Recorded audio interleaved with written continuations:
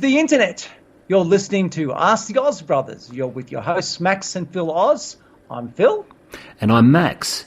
We talk the lowdown, offer guidance after reading your letters. If you want some constructive advice for your life problem, contact us at asktheozbrothers@yahoo.com. We may not always agree, but we're there for you. Remember to read the disclaimer on all available platforms, but please send in your letters. We want to help. How have you been going, Maxie?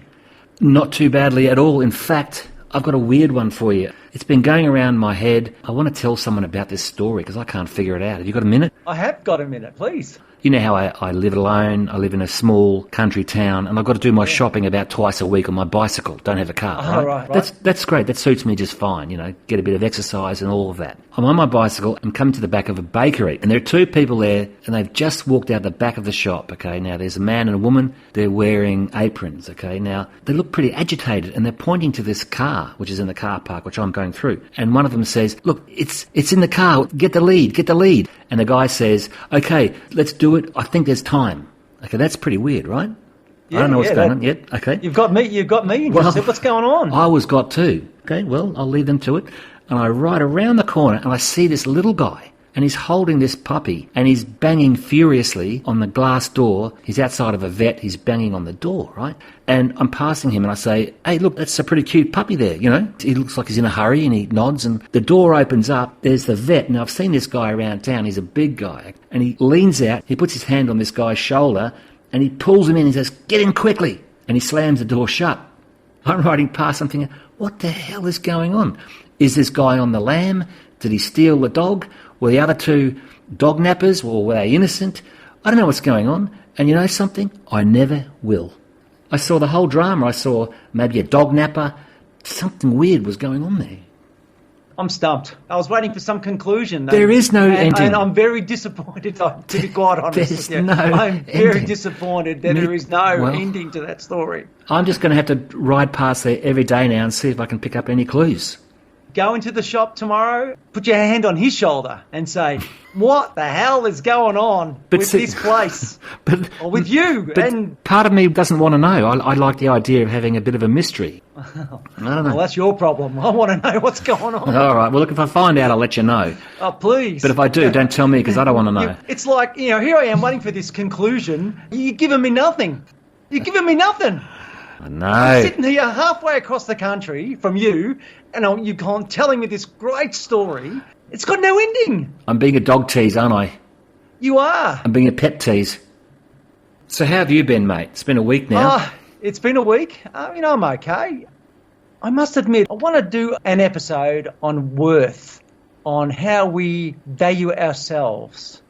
I'm sort of being a bit mysterious here too as well, in the sense that perhaps we can talk about this off air, but I think getting some letters from people about how they perceive themselves, I would like to explore that at some stage. But anyway, look, that's for another time.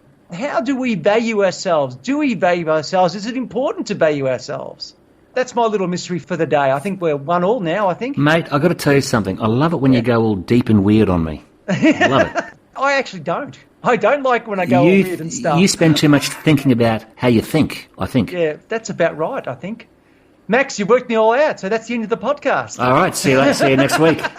We've got 4 letters. So I'll start off and we'll just see how things pan out, how our self-worth kind of cogitates. Okay, well, I don't know what that means. I don't know what that means, but there's a dictionary somewhere.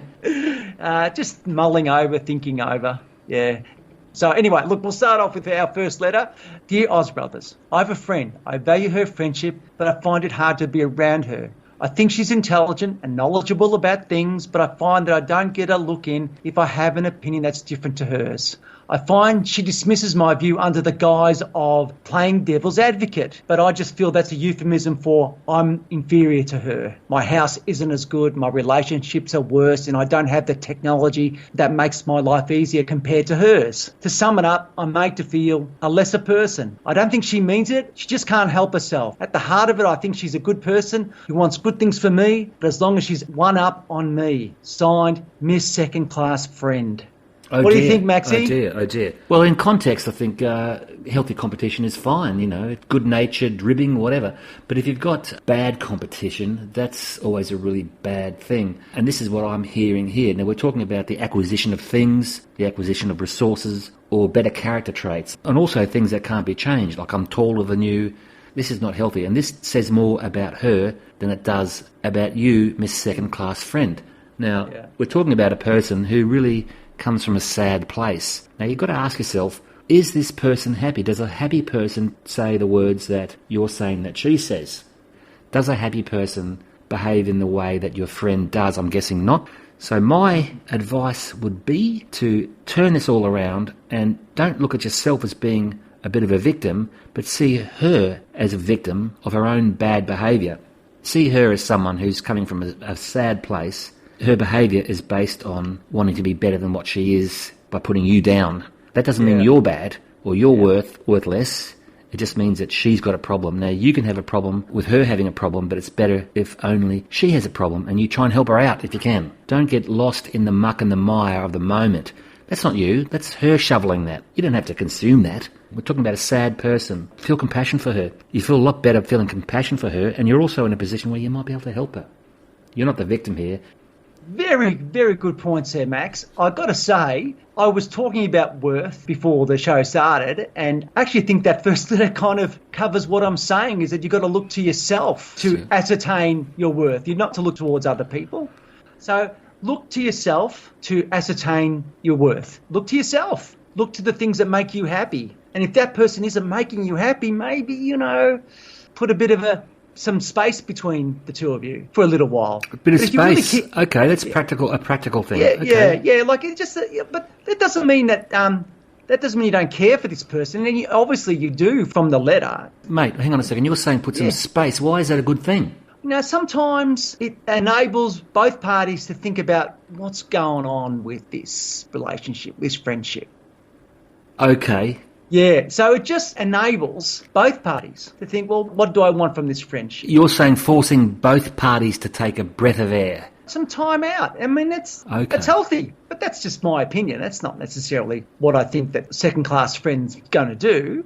I hope that she actually makes amends with her friend and maybe talks to her assertively. I mean, that's the other option, and say, I'm feeling inferior around you, that I feel like it's a competition between the two of us. Coming clean on how she feels. Okay. If she's strong enough, she may not be strong enough. She may not be. So space is the other alternative. Okay, Phil, you're getting all philosophical on us, so let's go with the second letter. Off you go, mate.